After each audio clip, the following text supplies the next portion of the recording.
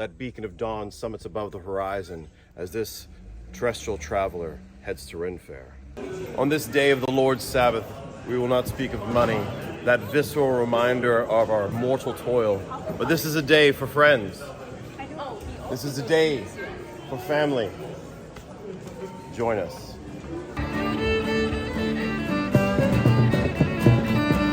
It amazes me how many people love fantasy worlds.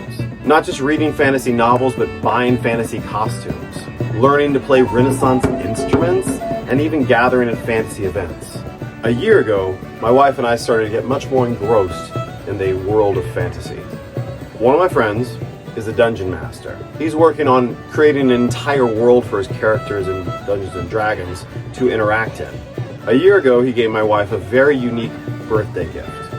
He came to our house and DM'd, dungeon mastered, this Hogwarts-style magical world called Strixhaven.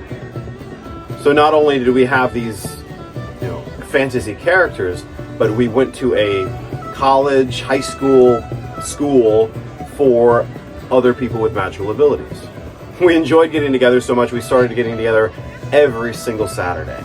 And then we started to record the stories that we'd created. We realized that if we're going to turn it into a novel, we were going to have some copyright issues. So what we did is we basically started from the beginning, reworked the entire world, recreated everything in our own imagination, and stuck everything straight into the world that my friend had created. Since then, my wife went gangbusters writing out her character's backstory and Ford's story.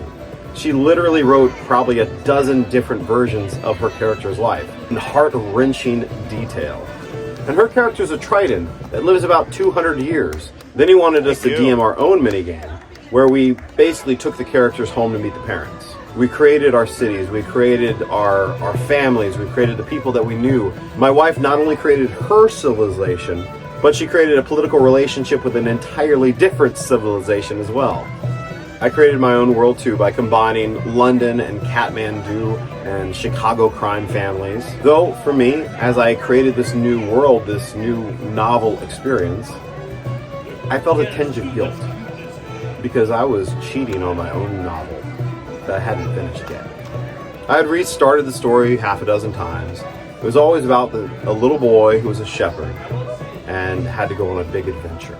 Recently, I'd made a lot more progress, but I always got a bit distracted. It was proving very difficult for me to keep a disciplined schedule to finish the book that I'd started. But I needed to finish my book. So after my kids went to bed, I started writing it every single night. I knew that I had to finish my book before I was going to start another project, another big project. After all, I'm not George R. Martin. I'm D. Forbes. And I finished my story. Props to Sarah McDaniel for doing a wonderful job on the cover. So if you were to guess, what is my book about? Words and fantasy. So if you were to guess what my book is about, what would you say? Deception. Deception and religion. Okay, very good guess. This is a story about a shepherd boy who every day takes a lamb to the cave of a giant that he has never seen. He hopes to use the sacrifice as a means to stop the giant from destroying any more towns. 100 years earlier, Tzomet was destroyed. The giant was blamed, and ever since then, through generation by generation, James's family had taken lambs every single day to be sacrificed to the giant.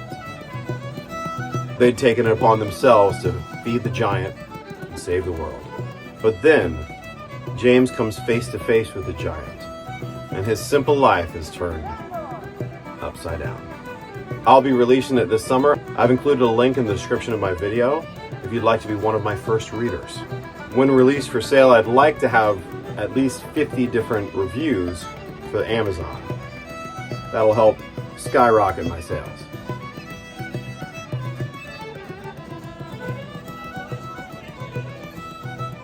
If you'd like to be included, please fill out the Google form and I will contact you. Thank you.